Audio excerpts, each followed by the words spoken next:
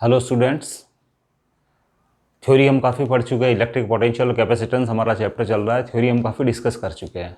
अब मुझे ऐसा लगता है कि हमको कुछ प्रैक्टिस है जो न्यूमेरिकल्स प्रॉब्लम्स पे करनी चाहिए। सबसे पहले हम कुछ ऐसी प्रॉब्लम्स लेंगे जो ना तो हार्ड होगी और ना बहुत ज़्यादा इजी होगी। इससे क्या हमारी इससे रिलेटेड अप्रोच बनेगी। फिर हम जो अगली न्यूमेरिकल का जो वीडियो डालेंगे उसके अंदर हम जो भी नेक्स्ट वीडियो डालूंगा जिसमें मैं कैपेसिटेंस भी इंक्लूड करूँगा, उसके अंदर है जो हम थोड़ी सी हार्ड या कंपटीशन वाइज है जो हम न्यूमेरिकल प्रॉब्लम्स डिस्कस करेंगे। ठीक है ना। तो फर्स्ट न्यूमेरिकल जो हमने जो पढ़ा है उस कॉन्सेप्ट को जो स्ट्रेंथन करने के लिए जो मैंने जो सेलेक्ट किया वो ये है, in region equipotential surfaces are given. जैसे कुछ इक्विपोटेंशियल सरफेसेस हम दे देते हैं।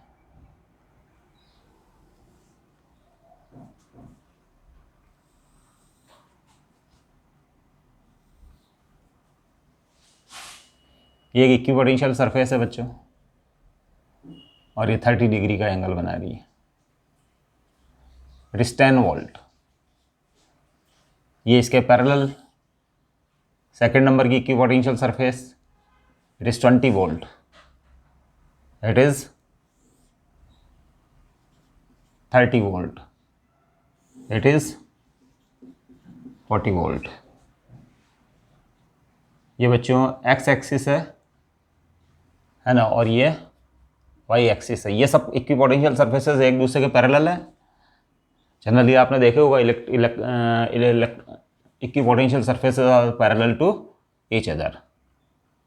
और ये डिस्टेंस है बच्चों, यहाँ से यहाँ लिखा हुआ है 10 सेंटीमीटर, ये 20 सेंटीमीटर, ये पॉइंट 30 सेंटीमीटर के करस्पॉन्डिंग है और ये पॉइंट 40 सेंटीमीटर के करस्पॉन्डिंग है।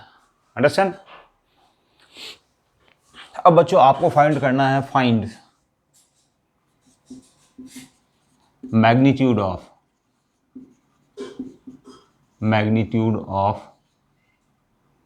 Vector E and direction also.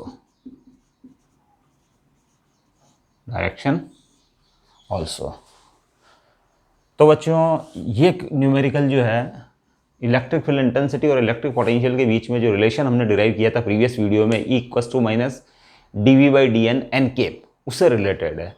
Understand. तो देखो, we know that by our previous video, we know that E equals to vector E equals to minus dV/dN n cap, या फिर electric field intensity is negative gradient of electric potential से related है बच्चों, है ना। इस video के बच्चों जो मैंने दो मीनिंग बताए थे, इलेक्ट्रिक फील्ड इंटेंसिटी और E equals to minus grad V और E equals to minus gradient V। इसके दो मीनिंग बताए थे बच्चों। The magnitude of vector E is equals to change in potential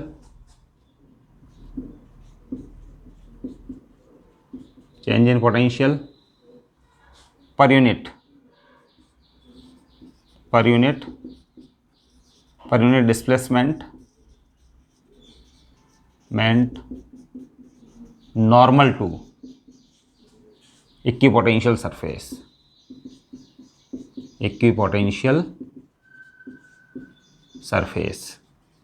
second point जो मैंने बताया था, the direction of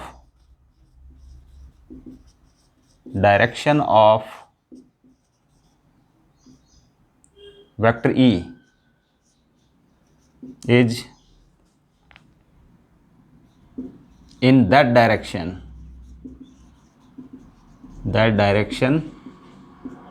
in which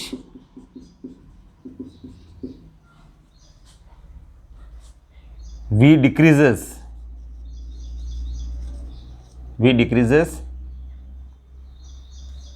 in which V decreases with R steepest, correct. Electric field intensity का मैग्नीट्यूड जो है वो इक्वल्स टू है change in potential पर unit displacement normal to the equipotential surface. Equipotential surface दी हुई है, उसके दो इक्विपोटेंशियल सरफेसेस है, उनके बीच में जो शॉर्टेस्ट डिस्टेंस है ना, उससे आपको डिवाइड करना है। Change in potential when we go from one surface to another surface divided by the perpendicular distance between the equipotential surfaces, it gives the magnitude of the field intensity. And second point is the direction of electric field intensity is in that direction in which V decreases with R at the greatest rate or greatest speed. Understand? तो बच्चों इन दोनों points को ध्यान में रखते हुए हम इस न्यूमेरिकल को बहुत इजीली सॉल्व कर लेंगे।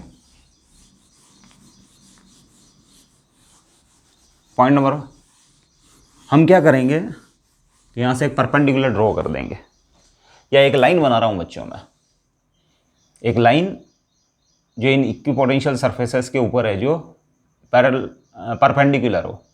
तो लेट ये आपकी लाइन है, अंडरस्टैंड। अब चूंकि ये इसके ऊपर परपेंडिकुलर है इस इक्विपोटेंशियल सरफेस पे, तो ये सरफेसेस एक दूसरे के पैरेलल है, इसलिए ये लाइन जो मैंने बनाई है वो हर सरफेस के ऊपर परपेंडिकुलर होगी, अंडरस्टैंड। अब ये एंगल है जो थीटा इक्वल टू 30 डिग्री है, तो बच्चों ये एंगल 60 डिग्री होगा। ये वाला जो एंगल होगा इट इज 60 डिग्री। अब आप है जो इस वाले ट्राइंगल से, बच्चों ये ट्राइंगल आपको दिखाई दे रहा है, ये 90 डिग्री, अंडरस्टैंड। तो इस वाले ट्राइंगल से आप ये परपेंडिकुलर डिस्टेंस फाइंड कर सकते हैं। Let it be the A B, understand. तो ये वाला जो ट्राइंगल है, right, from right angle triangle A B C ले लीजिए आप, फ्रॉम right angled triangle, right angle triangle ABC, understand, cos 60 equals to AB upon AC implies AB equals to AC cos 60, और AC इज 10 सेंटीमीटर, यहाँ से यहाँ तक की डिस्टेंस 10 सेंटीमीटर है, इंटू cos 60 1/2 दैट इज 5। इसके बाद जब आप इस सरफेस से इस सरफेस की ओर जाते हो तो change in potential, change in potential between two consecutive equipotential surface, equipotential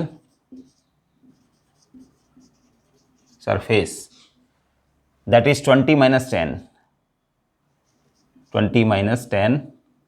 equals to 10 centimetre, understand. और अगर इसको मीटर में कन्वर्ट करोगे तो ये हो जाएगा बच्चों 10 डिवाइडेड बाय 100, है ना, तो इट इज 0.1 मीटर। हाँ, अब बच्चों है जो हम अपनी ओरिजिनल थ्योरी पे आ जाते हैं। Magnitude of electric field intensity, magnitude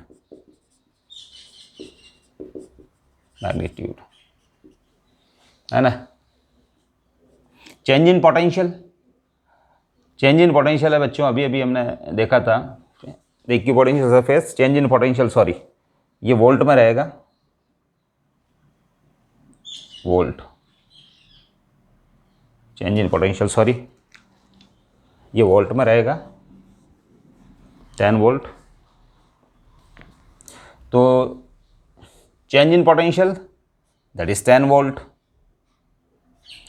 और डिस्टेंस इट इज 5 सेंटीमीटर। तो 5 सेंटीमीटर को आप मीटर में कन्वर्ट कर लीजिए, 0.05, understand. 0.05 metre, understand, 10, 5, it is 200 volt per meter. It is a magnitude. It is a magnitude of field intensity 200 volt per meter. Now direction. अब बच्चों हम देख रहे हैं इस लाइन के अलोंग अगर हमें जो इस डायरेक्शन में बढ़ते हैं, that is the perpendicular distance, तो इस डायरेक्शन में अगर हम बढ़ते हैं तो बच्चों पोटेंशियल है जो डिस्टेंस के साथ है जो हाईएस्ट रेट से डिक्रीज हो रहा है पर यूनिट नॉर्मल डिस्प्लेसमेंट, ठीक है ना। तो नॉर्मल डिस्प्लेसमेंट तो यही हुआ बच्चों, इसके बीच में नॉर्मल डिस्प्लेसमेंट ये, इन दोनों इक्विपोटेंशियल सरफेसेस के बीच में नॉर्मल डिस्प्लेसमेंट ये, इन दोनों के बीच में नॉर्मल डिस्प्लेसमेंट ये, तो per unit normal displacement, understand. और सेकंड पॉइंट मैंने बताया था कि इलेक्ट्रिक फील्ड इंटेंसिटी की डायरेक्शन वो डायरेक्शन होती है जिस डायरेक्शन में वी आर के साथ हाईएस्ट रेट से चेंज होता है। तो बच्चों है जो इस डायरेक्शन में अगर हम बढ़ते हैं तो हाईएस्ट रेट से चेंज हो रहा है, तो direction of electric field intensity highest rate से डिक्रीज हो रहा है, तो direction of electric field intensity is along this direction. ये हो जाएगी उसकी बच्चों डायरेक्शन, डायरेक्शन है ना, एज शोन इन फिगर, है ना। ये M2n कह दो आप इसको, M2n, अंडरस्टैंड। तो इसके ऊपर एक न्यूमेरिकल है जो ये थोड़ा कभी कभी कंपटीशन में भी इस टाइप का न्यूमेरिकल पूछ लिया जाता है, तो इस टाइप से हम इस न्यूमेरिकल को सॉल्व कर सकते हैं। अब हम एक सेकंड प्रॉब्लम और डिस्कस करते हैं बच्चों। वो प्रॉब्लम भी है जो आप कई बार है जो पूछी जाती है वेरियस एग्जाम्स में, उस टाइप की problem.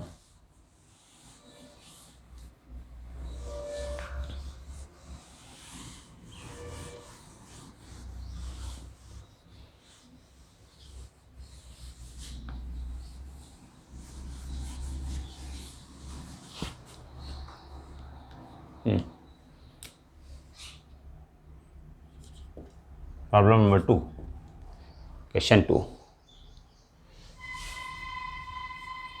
Electric potential, electric potential in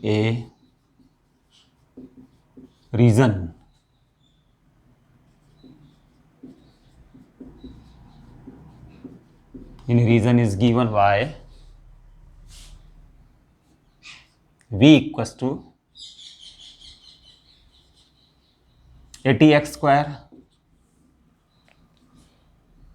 plus 60y square minus 3z square volt. Understand? Find field intensity. Field intensity at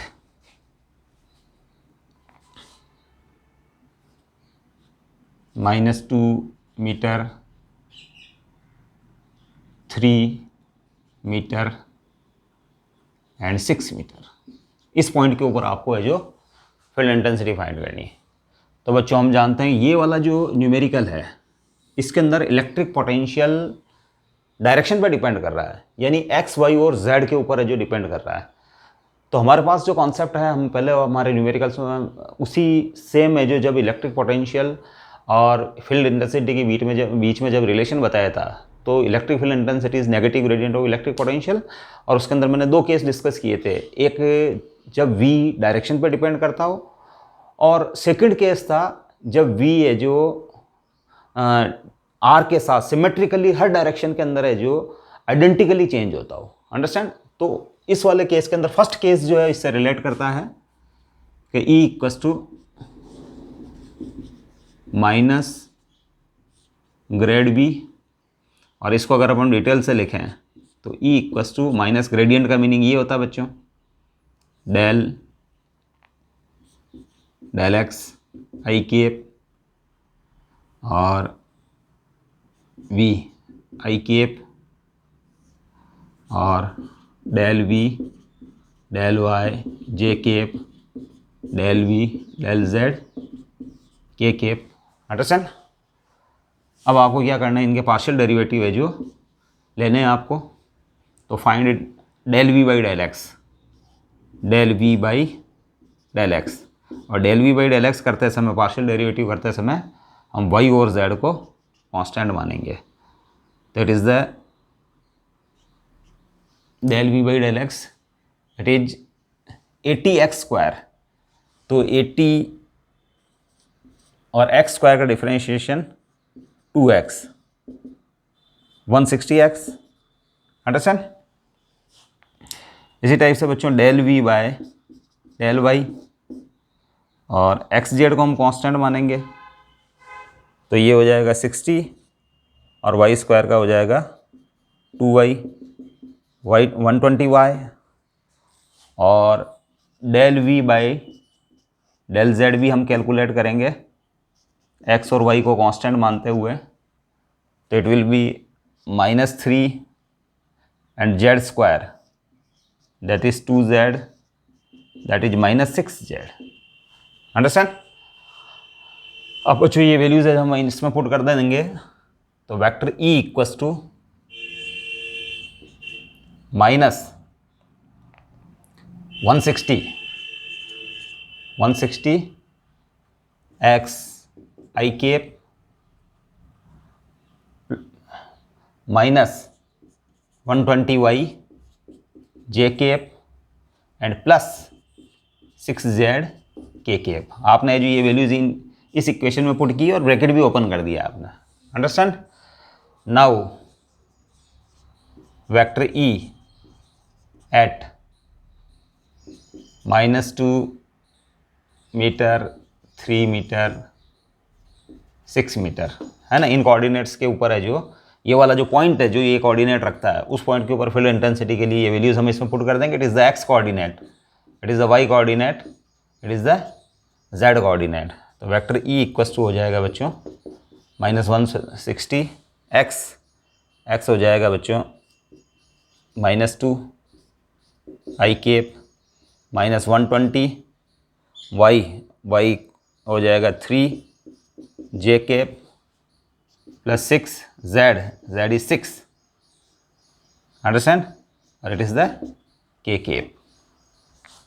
तो वेक्टर ई इक्वस टू आ जाएगा आई केप -360 जे केप +36 के cap है ना, volt पर metre और newton पर coulomb. Understand. That is the field intensity. तो ये वाला एग्जांपल है जो इलेक्ट्रिक फील्ड इंटेंसिटी और इलेक्ट्रिक पोटेंशियल में जो रिलेशन है, electric field intensity negative gradient of V है ना, तो उससे जो रिलेटेड ये एग्जांपल था। अब मैं एक ऐसा एग्जांपल, एक ऐसा क्वेश्चन आपके सामने रखना चाहता हूँ जिसके अंदर वी है जो यहाँ तो हम देख रहे हैं वी एक्स वाई और जेड के ऊपर है जो डिपेंड कर रहा है। अंडरस्टैंड। इंडिपेंडेंटली एक दूसरे पे ये एक्स वाई और जेड पे डिपेंड कर रहा है। लेकिन अगले एग्जांपल के अंदर है जो इलेक्ट्रिक पोटेंशियल डायरेक्शन पे डिपेंड ना होके हर डायरेक्शन में वो सेम आइडेंटिकली चेंज होगा। अंडरस्टैंड। तो उस एग्जांपल को भी हम ले लेते हैं, है ना। थ्योरी यही रहेगी, electric field intensity is negative gradient of electric potential. Understand. तो example 3,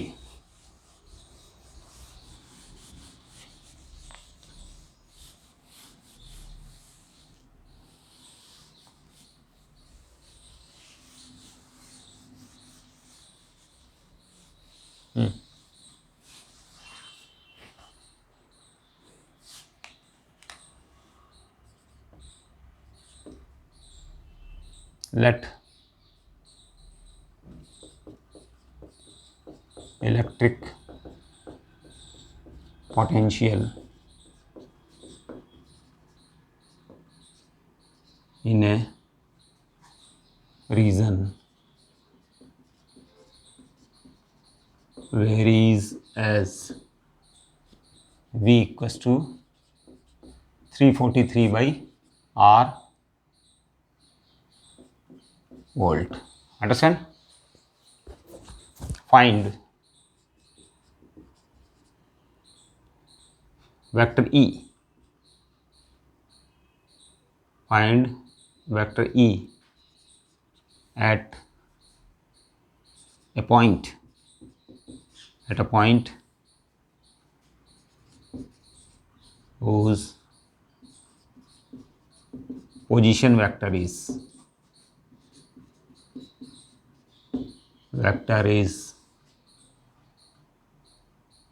vector r equals to 2i cap minus cj cap plus 5k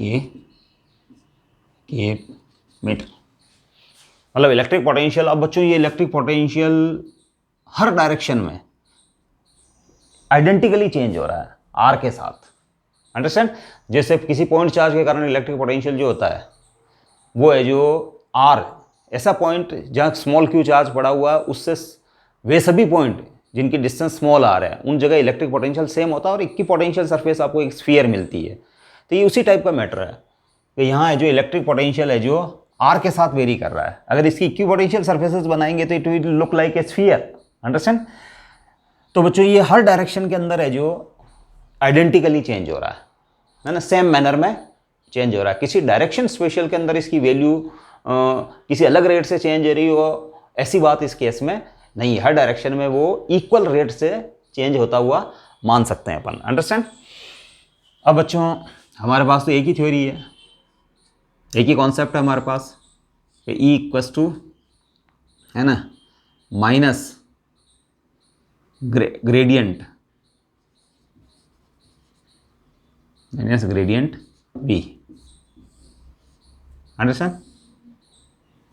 अब देखो बच्चों ऐसे क्वेश्चन को सोल्व करने के लिए कि E equals to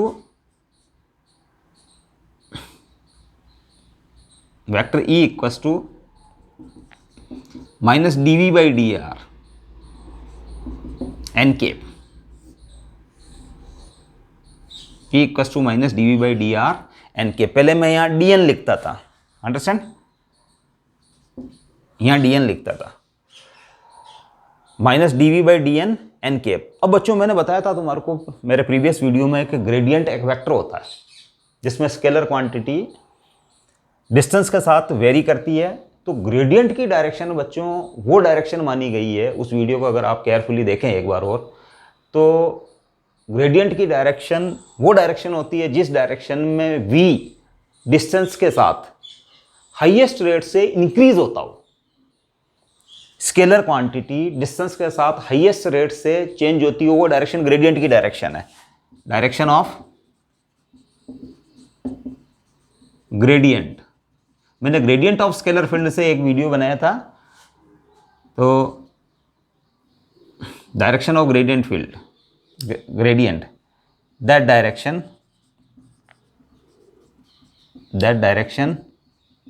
in which scalar quantity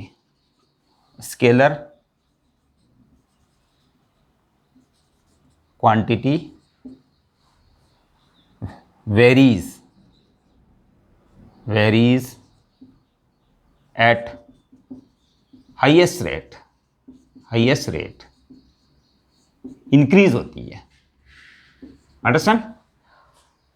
और आप यहाँ आगे माइनस लगा रखा है मैंने, और ये द डायरेक्शन इज, और ये एक तरीके से वेक्टर क्वांटिटी हो गई। एक तरीके से gradient is a vector quantity. Understand? तो बच्चों अगर इस माइनस साइन को मैं ढक लेता हूँ और इस पूरे को ढक लेता हूँ तो it is the gradient. V distance के साथ मैक्सिमम रेट से चेंज हो रहा है एन केप की ओर।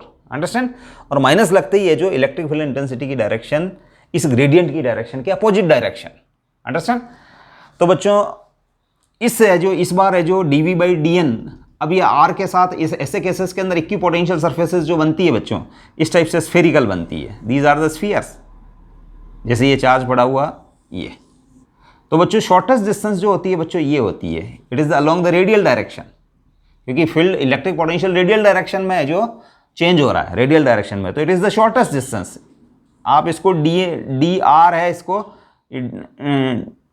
इसको आप डी आर भी कह सकते हो, क्योंकि यहाँ से यहाँ तक अगर आप आर लेते हो तो इसको आप डी आर भी कह सकते हो। तो एक तरीके से आप यूँ कह सकते हो जो परपेंडिकुलर डिस्टेंस है डी एन वो डी आर के बराबर है। अंडरस्टैंड।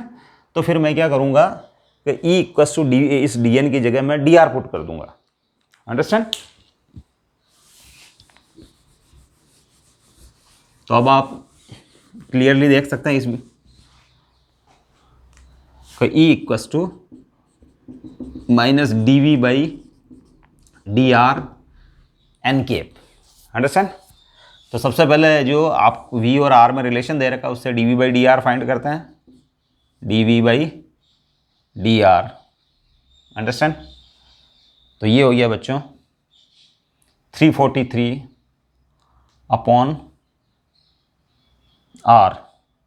तो ये हो गया 343 और आर की पावर -1 का डिफरेंशिएशन, तो -1 upon R square.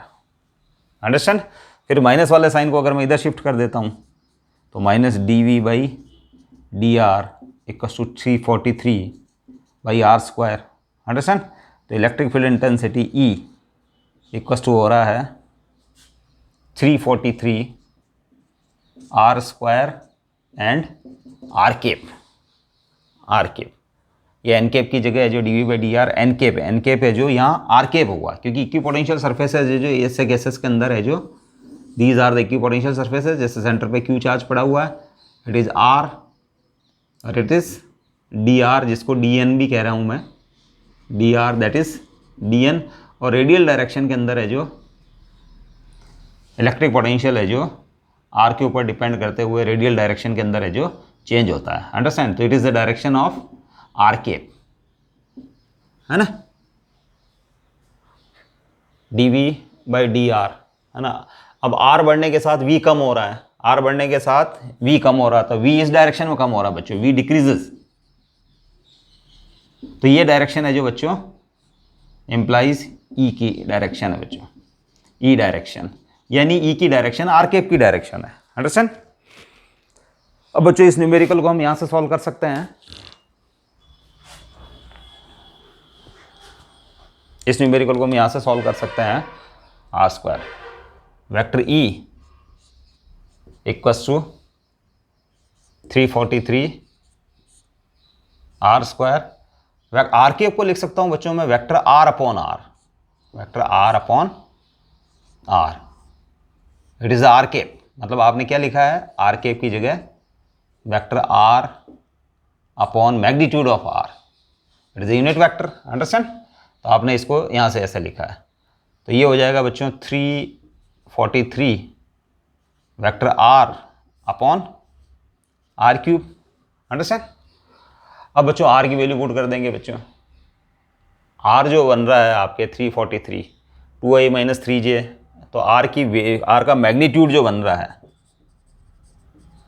Magnitude of are, वो बन रहा है बच्चों, आपको इस पॉइंट पे चाहिए। तो मैग्नीट्यूड x का स्क्वायर प्लस y का स्क्वायर प्लस z का स्क्वायर, तो 2 का स्क्वायर दैट इज 4, माइनस 3 का स्क्वायर दैट इज 9, और ये हो जाएगा 5 का स्क्वायर 25। अंडरस्टैंड। तो बच्चों ये बन रहा है आपके 25 34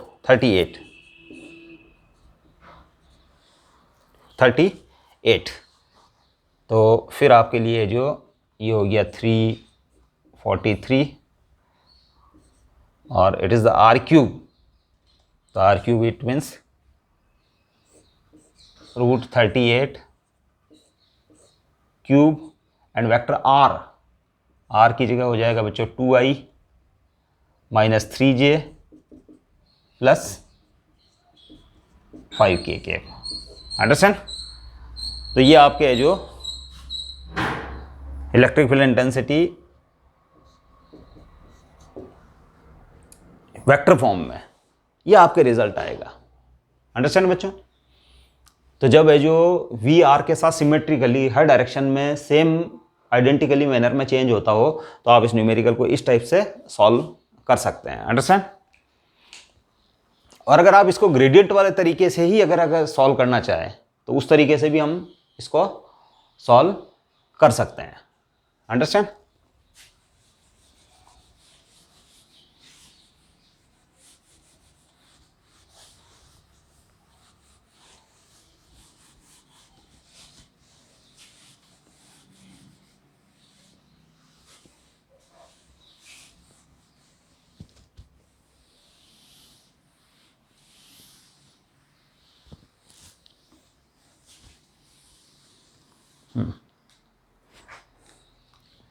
एक और क्वेश्चन हम डिस्कस करते हैं, question 3।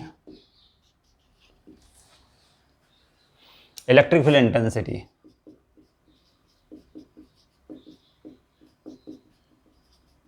Electric field intensity due to a uniformly charged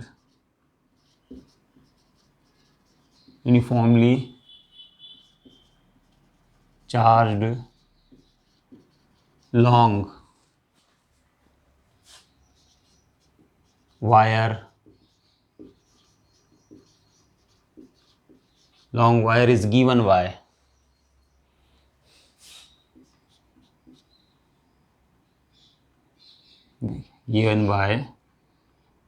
E equals to -5000 R volt per meter, acting radially inwards. Find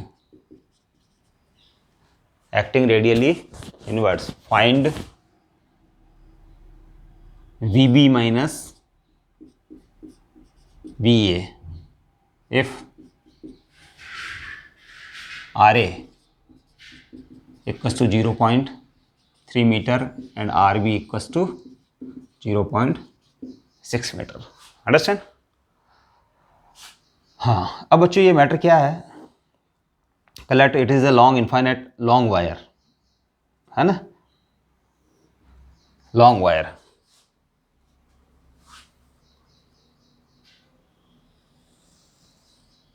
negatively charged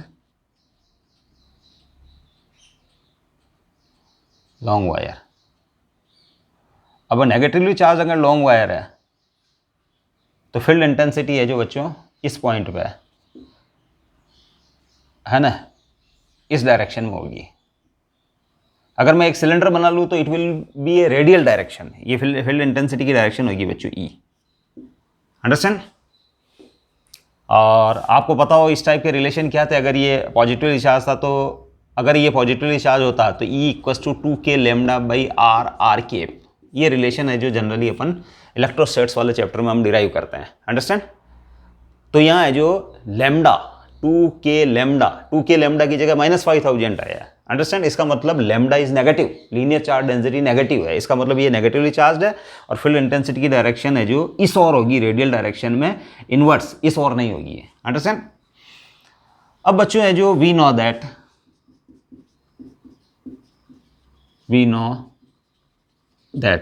तो बच्चों अगर हम इस रेडियल डायरेक्शन में पॉइंट ए से पॉइंट बी की ओर जाते हैं आप, अंडरस्टैंड, तो हमको पता है जो इलेक्ट्रिक फील्ड इंटेंसिटी इस ओर है और डिस्प्लेसमेंट जो अगर ये दोनों पॉइंट है जो स्मॉल सेपरेशन डी आर पे, डिस्प्लेसमेंट इस ओर है, ये डिस्प्लेसमेंट तो थीटा है जो 180 डिग्री है डिस्प्लेसमेंट, है ना। वी नो दैट व्हेन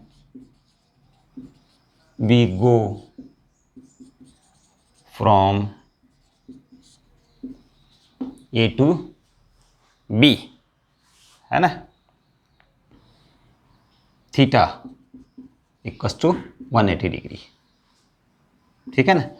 इसके बाद है जो हम जानते हैं बच्चों, we know that E equals to E dot D R minus E dot D R D V by D R equals to minus E dot D R. ये बच्चों है जो बहुत इंपॉर्टेंट रिलेशन है। आप इसको फील्ड इंटेंसिटी और electric potential में एक ऐसा रिलेशन भी कह सकते हो। तो हमें जो E और डी आर के बीच में dV equals to minus E dot D R, understand, यानी work done by electric field on +1 coulomb charge is equals to decrease in potential, electric potential. यानी आप है जो अगर conservative field, electric field intensity अगर वर्क करती है तो वो डिक्रीज इन पोटेंशियल के बराबर है, at the cost of decrease in potential, understand. या फिर यूं कह दो potential energy of the system decreases by the amount minus dV, understand, work done by conservative force, ठीक है ना। तो ये रिलेशन बच्चों होल्ड करेगा। इस माइनस वाले साइन को मैं वापस है जो इस साइड में शिफ्ट कर देता हूँ। हाँ, अब देखो बच्चों, आप इस डायरेक्शन में बढ़ रहे हो, इंक्रीजिंग डायरेक्शन में, आर के इंक्रीज होने की डायरेक्शन, इट इज़ द आर। यहाँ से यहाँ तक की डायरेक्शन है जो बच्चों में, ये आर है, अंडरस्टैंड। ये पॉइंट, जैसे मैंने एक पॉइंट ले लिया, ये डायरेक्शन है जो यहाँ से यहाँ तक की डिस्टेंस आर है, अंडरस्टैंड। अब बच्चों यहाँ आ जाते हैं अपन, ई और डी आर के अंदर है जो angle theta equal to 180 degree, theta equal to 180, तो D V equal to minus E D R cos 180, तो D V equal to cos 180 -1, तो minus minus plus E D R. अब ई है जो दे रखा है इन लोगों ने minus E D are,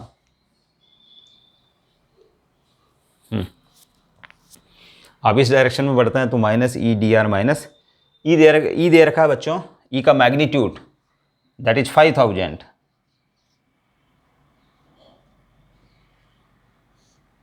by R, और ये हो गया आपके डी आर, अंडरस्टैंड। तो इंप्लाइज, अब इसको इंटीग्रेट करेंगे, D V is 5000 by R, D R R A to R B, sorry V A to V B, V A to V B, it is R A to R B. D V का integration हो जाएगा बच्चों V A to V B, और ये 5000, और ये हो जाएगा बच्चों log of R to the base E, और ये हो जाएगा बच्चों R A to R B, understand. अब इसको और सॉल्व कर लेते हैं हम।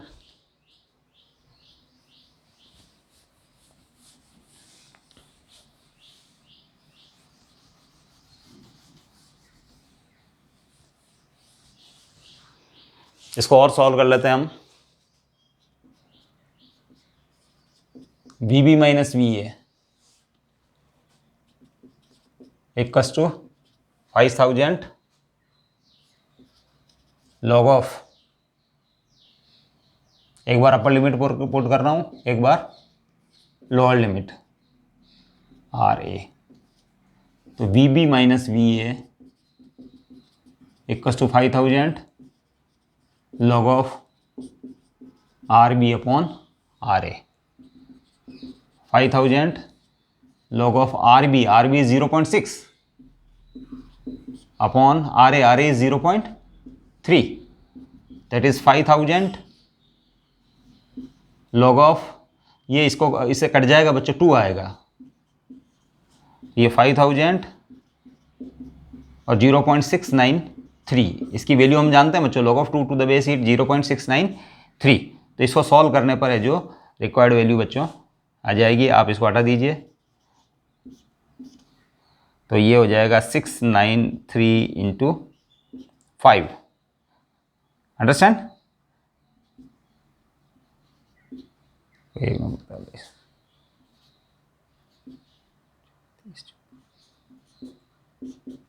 ये बच्चों आपके 3465 वोल्ट है जो आपके आंसर है, अंडरस्टैंड। तो आपको लाइन ऑफ एक्शन समझ में आया होगा। कहाँ आपने जो बेसिक रिलेशन काम में लिया है, that is D V equals to minus E dot D R, work done by electric field is equals to, या negative work done by electric field is equals to change in electric potential. Negative work done by electric field या work done by electric field का negative change in electric potential के equals to होता है। तो आप इस direction में चल रहे हो बच्चों, तो work done by electric field intensity की डायरेक्शन इस और है, डिस्प्लेसमेंट हुआ इस और, तो थीटा 180 हुआ।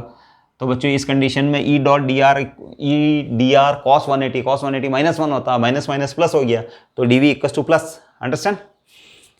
तो ये 3 4 6 वैल्यू। वैसे इस क्वेश्चन को जो इन्होंने दिया था, ये क्वेश्चन मैंने उठाया हुआ है, इस क्वेश्चन को जब दिया था तो इसको इस टाइप से नहीं लिख के, जो इनको ऐसे लिखना चाहिए था कि magnitude of electric field intensity is given by 5000। आगे माइनस वाला साइन नहीं लगाना चाहिए था इनको।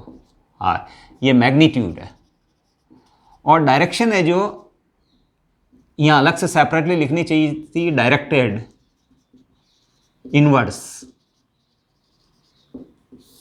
अंडरस्टैंड? तो फिर है जो ये वाला मैटर बन जाता। अब इन्होंने माइनस वाला साइन रख के जो कंफ्यूज करने की कोशिश की है। Understand?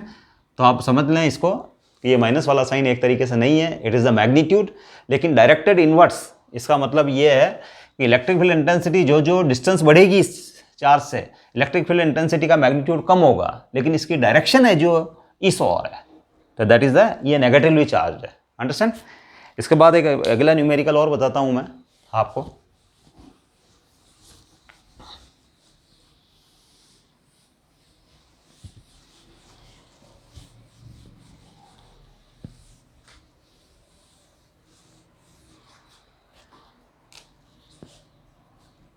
Question,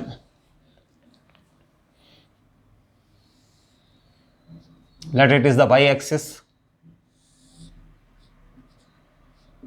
it is x axis। Understand? और इलेक्ट्रिक फील्ड है जो बच्चों यूनिफॉर्म टाइप का along the x axis, given uniform electric field.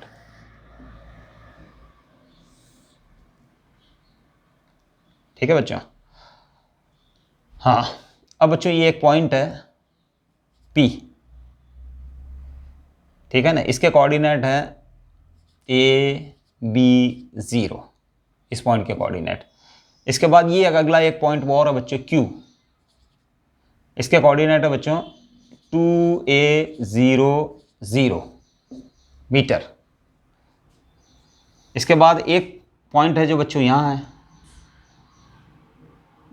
R point, इसके कोऑर्डिनेट है A -B 0, और फिर ये बच्चों ओरिजिन S, ये S ओरिजिन है। अच्छा, इन पॉइंट्स को अपन मिला देते हैं क्योंकि इस पाथ के अलोंग किसी चार्ज को मूव करवाया जाएगा। अंडरस्टैंड? Q चार्ज को मूव करवाया जाएगा, तो S is the origin. Understand? और ओरिजिन के कोऑर्डिनेट हमको पता है बच्चों 0 0 0 होते हैं, है ना। हाँ, इलेक्ट्रिक फील्ड इंटेंसिटी का magnitude, electric field intensity vector E दी हुई है वोल्ट पर मीटर, है ना। हाँ, क्वेश्चन है बच्चों, find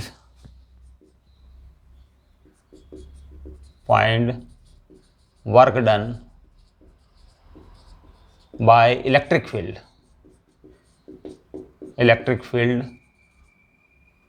in moving A charge Q along PQRS path. Understand? ये क्वेश्चन है जो बच्चों किसी कंपटीशन में आया हुआ है कि PQRS पाथ के अलोंग है जो किसी चार्ज को मूव कराने में वर्क डन आपको फाइंड करना है। अब बच्चों हमको पता है कि electric field is conservative force field, है ना, और it doesn't depend upon the work done by electric field doesn't depend upon the path. इसका मतलब ये हुआ कि ये पाथ इंडिपेंडेंट है जो होता है ये, कि अगर आप है जो किसी चार्ज को वाया PQRS ले जाएं या डायरेक्ट है जो P से S ले जाएं, work done will be same. The work done by conservative force doesn't depend upon the path. Her path के लिए वर्क डन सेम होता है। तो बच्चों यहाँ से PQRS के थ्रू ले जाएं या फिर हम डायरेक्ट है जो इस पाथ से ले जाएं। अंडरस्टैंड? तो work done, we note that work done W equals to F dot displacement S, understand? अब F तो हो गया बच्चों आपका, यहाँ वेक्टर F जो है वो तो है बच्चों Q इंटू वैक्टर E, यानी Q और ये मैग्नीट्यूड E, और I cap, it is the direction Q E I cap, vector E को आप लिख सकते हो ई आई कैप, अंडरस्टैंड। तो ये हो गया बच्चों फोर्स। और डिस्प्लेसमेंट एस, अब बच्चों डिस्प्लेसमेंट वी नो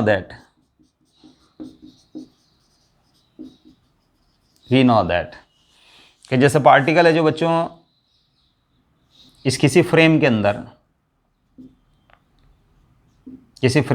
अगर है जो इस पॉइंट से इस पॉइंट तक मूव करता है इस वाया से, है ना, तो डिस्प्लेसमेंट माना जाता है बच्चों ये, it is a displacement vector S.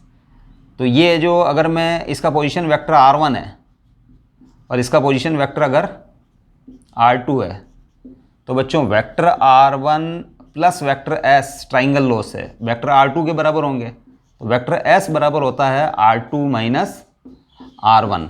इसका मतलब है जो मैं यहाँ लिख देता हूँ vector s equals to r2 position vector of second point final point minus position vector of first point, understand. अब बच्चों r2 फाइनल पॉइंट आपका ओरिजिन है जहाँ वो पहुँचा है, तो बच्चों इसका पोजीशन वेक्टर तो जीरो वेक्टर हो जाएगा। और r1 इसका पोजीशन वेक्टर, तो ये हो जाएगा बच्चों A I cap plus B J cap, understand. तो वेक्टर एस आपका हो जाएगा, इसको सॉल्व करके मैं आगे लिख देता हूँ।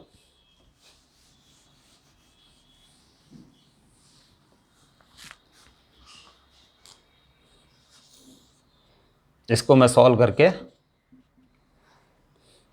Minus A I cap minus B J cap, understand. अब है जो ये वैल्यूज मैं इसमें पुट कर देता हूँ, इसलिए work done equal to F हो जाएगा आपका Q E I cap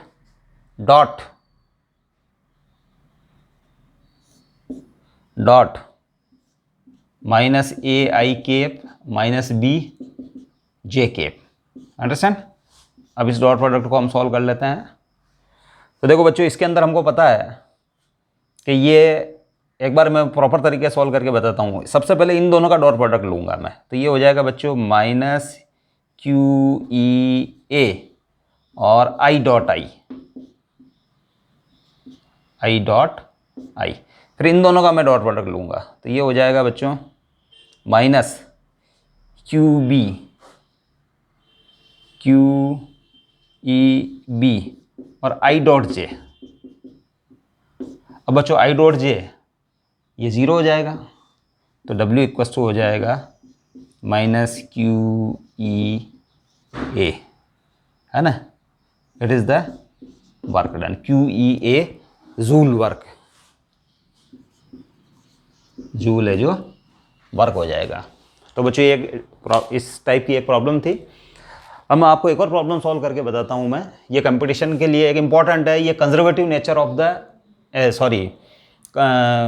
conservative force doesn't work done by conservative force doesn't depend upon the path, इस वाले फैक्ट को है जो ये प्रॉब्लम शो करती है, अंडरस्टैंड। इसके बाद एक प्रॉब्लम हम और डिस्कस करते हैं जो कभी AIPMT के अंदर पूछी गई थी। AIPMT जब है जो 2 फेज में होती थी, अंडरस्टैंड।